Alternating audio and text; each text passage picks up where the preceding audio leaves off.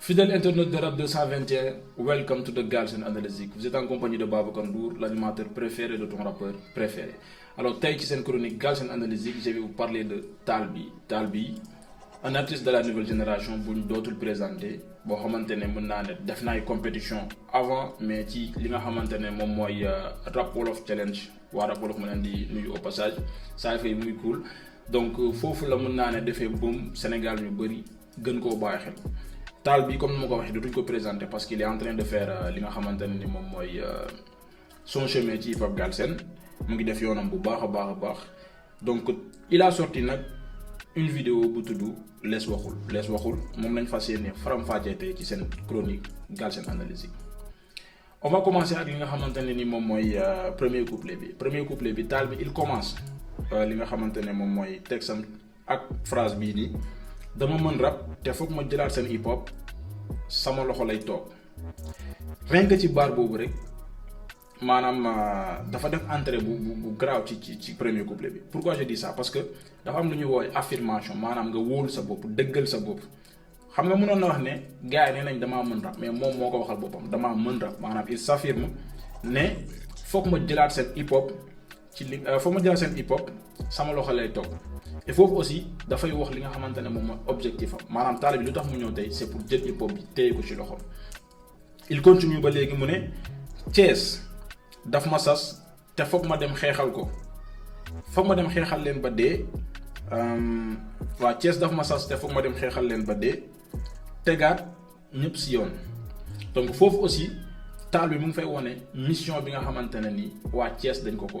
jox mission bi moom mooy lan. moom mooy mu représenter leen dignement ci hip hop Galsen mais aussi xeex de telle sorte que drapeau bi tey nit ñu waxee ne Guédiawaye la nekk ak fi nga xamante ne moom mooy Grand Yoff ngaa ko leen de Dip mu jël loolu noonu andi ko fi nga xamante ne ni moom mooy Thiès. bu mu jógee ci loolu Talbi il enchaîne ak li nga xamante ne moom mooy xoolal booy dinaa toog ci kaw ba léegi mu ngi ci maintien wu wax objectif am ak ambition am ci hip hop Galsen mu ne xoolal booy dinaa toog ci kaw mënoo leen ma ko tere bu leen sax sonn. foofu Talbi mu ngi wane ne mission bi nga xamante ne ni jox nañ ko dafa soxla li nga xamante ne moom mooy liggéey comme li ma doon wax sànq rek le talent seul ne suffit pas donc pour percer ci hip hop Galsen pour atteindre li nga xamante ne moom mooy ay objectif am Talbi daf ne gars yi buñ sonn moom li mu bëgg a def maanaam toog ci kaw il le fera mu continuer luy firndeel loolu mu ne doxantul wakaam laajal zo coono bi may daj ci samay son. loolu ba léegi dafay prouver ne affaire yi foog nga liggéey ñu naan mën nga taxul nga dem fenn mais foog nga nangoo liggéey foog nga nangoo persévérant foog nga nangoo reyante pour àgg fi nga xamante ne moom nga bëgg a àgg moo tax mu ne laajal zo coono bi may daj ci samay son te li ma neex ci Talbi côté bii nii moom mooy maanaam dafay utiliser mots yi ci place bi mu war parce que mënoon na utiliser beneen moom mu dul coono mais pour firndeel ne affaire dafay laaj liggéey dafa laaj sacrifice moo tax mu ne laajal zo coono bi may daj ci sama son maanaam studio il se décarcasse il se tue pour faire de la bonne musique. Alors mu jógewaat ci loolu ba léegi ci premier couplet bi maintenant il parle de ses qualités en disant mu ne talent bu pertinent laa indaale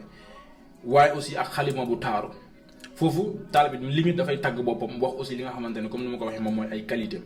maanaam am na talent mais aussi am na écriture te loolu dafa primordial si li nga xamante ne moom mooy artiste.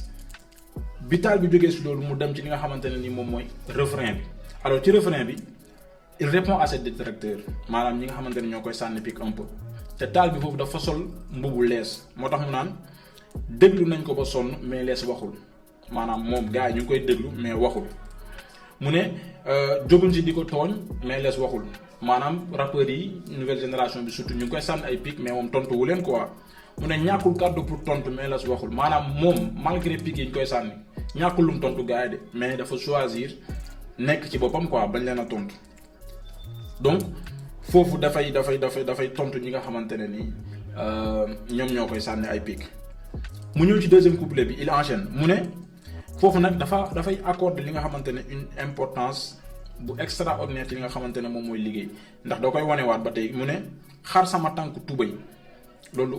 ubbee li nga xamante ne moom mooy deuxième couplet bi xar sama tànk tubay boo déggee Sénégal ñu naan diw xaral sa tànk tubay maanaam ñefeel quoi xuusal xoslul xam nga ba li nga xamante ne ni bëgg nga ko am ko foofu ba léegi taal bi dafay wone ne moom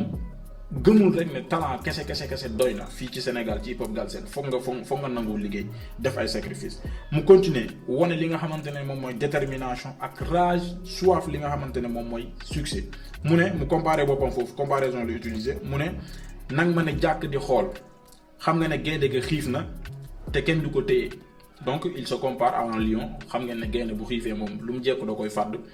mu ne nang ma ne jàkk di xool xam nga ne gaynde gi xiif na foofu nag mooy li ma wax dafa wone détermination comparé ko ak li nga xamante ne moom mooy xiifaayu gaynde bu xiifee lu mu jekku da koy tël donc moom lay comparé boppam foofu mu jógee si loolu il avertit li nga xamante ne moom mooy rappeurs yi nekk ci kaw pourquoi je dis ça dafa ne ci deuxième couplet bi dama bëgg àgg si kaw ba léegi il parle de ses ambitions li mu bëgg a def dama bëgg àgg si kaw mu ne pousse la ci saaku yi wan na ne damaa mën a bëri ñun ñëpp xam nañu ci kaw ñu fa nekk mooy ténor yi ñoom Dip Ngaaka et cetera mu ne ñu foofu la bëgg a àgg xaw ma nag ban rappeur moom baar boobu je sais pas tamit ndax ego trip kese la mais apparemment c'est un peu visé mu ne damaa bëgg àgg si kaw pousse la mu ne dama bëgg àgg si kaw pousse la ci saaku yi wan na ne damaa mën a bëri bu mu jógee si loolu aussi taal bi il a un peu touché li nga xamante ne moom mooy parcours am ak difficulté yi nga xamante ne ni moom la rencontré parce que lu tax ma wax loolu daf ne dama xuus xoslu loolu tamit dafa naan ci écriture dama xuus xoslu xas ba xam ne yoon wi ku reppay rëccu waaye ñun dañuy dem je vous explique fi mu naan dama xuus xoslu mooy maanaam jaar-jaaram ak difficulté parce que kuy xoslu moom doo jóg ci ay problème mais fi mu terminé moom mooy ku reppay rëccu mais ñun dañuy dem maanaam malgré difficulté yi malgré tolof yi nga xamante ne ni mu ngi ko ci jànkoonteel du ko teree avancé def li nga xamante ne moom la bëgg a def te li mu bëgg a def du lenn lu dul àgg si kaw buur gaay ci saako yi woon la ne dafa mën a bëri donc bu ngeen xoolee son bi dafa am une suite logique refrain bi premier couplet ak li nga xamante ne moom mooy deuxième couplet mais foofu aussi taal bi dafay wone persévérance ci le fait que mu ne mais ñun dañuy dem maanaam mais bi c'est une contradiction par rapport ak li nga xam ne moom lañ jëkkoon wax parce que daf ne dama xuus xoslu xam ne yoon wi ku reppay rëccu mais ñun dañuy dem maanaam malgré difficulté yi dafay persévérer ci li nga xamante ne moom mooy liggéeyam pour àgg ci kaw comme ni ma ko waxee pousse gars yi ci saako yi wala ne dafaa mën a bëri alors mu continuer ba léegi ci même lancé boobu mu ne génnewuñu tous ñuy laaj ci album bi mixtape bi moo agsi rek ñu maintien foofu aussi dafay wone évolution yam ak tey jii nii fan la toll niveau am dafa gën a yéeg ba tey gars yi moom génneegul dara mais les gens attendent li nga xamante ne ni moom mooy albumam moo tax mu ne génnewuñu tous ñuy laaj ci album bi mixtape bi moo agsi rek ñu maintien bi nag fu mu koy waxee moom mooy toll na benn niveau boo xamante ne bu defut loo xamante ne moom la def actuellement nii wala def moins que loolu plus lay def wala mu def rek maintenir niveau excusez-moi bi nga xamante ne ni moom foofu la nekk donc loolu évolution wam lay wax foofu ak attente bi mélomane yi hip hop Galsen am ci ki nga xamante ne moom mooy taal bi alors il termine par quelque chose de très important ci deuxième couplet bi moom mooy ku ma jël si yéen ma coob sa gagne-pain foofu nag taal bi encore maanaam dafa samp ndëndam xam mu leen wax sànq ne dafa bëgg a yéeg si kaw maanaam cour des grands la bëgg a dem buuf gaa ci saako yi woon leen dafa mën a bëri mu tegal leen si na leen ku ma jël si yéen nag ma coob sa gagne-pain gaa yi xam nañ seen gagne-pain moom mooy hip hop Galsen moom mooy def ay son et cetera maanaam taal bi dafay avertir bépp rapport bu nekk ci kaw na leen bu leen sax jéem a dugg ak moom ci ay clash ak yu demee noonu parce que moom il est prêt à vous dévorer comme ne gay na xiifee mu koy wax ci biir ba léegi deuxième couplet bi alors loolu mooy li nga xamante ne ni moom lañ bëggoon andi en terme de décryptage ci son wu taal bi di wax aussi ne vidéo bi c'est très bien kii ko defar j'ai oublié son nom mais réalisation bi naaj na trop et man li ma ci gën a neex moom mooy le fait que ci début bi ñu wane ko ñu jox ko drapeau Thiès bi mu wane ne moom il est fier déjà de fi nga xamante ne foofu la nekk muy Thiès mais aussi di wane sas bi nga xamante ne moom ci boppam mu ngi koy waxal boppam ci biir son bi ne Thiès daf ma sas pour mu jël drapeau Thiès yóbbu ko fépp foo xamante ne ci Sénégal wala sax ci monde bi. alors taal bi nag buñ jógee ci loolu dañuy dem ci li nga xamante ne man moom laa koy wax comme qualité ak li nga xamante ne moom laa war a bàyyi maay. alors qualité yi taal bi ñu ñëpp xam nañ ne am na flow, taal bi am na technique, taal bi am na lyrics, il écrit très bien, super bien même. taal bi am na fan base, am na gars yoo xamante ne dañ ko teel a gëm, mais aussi am na direction artistique.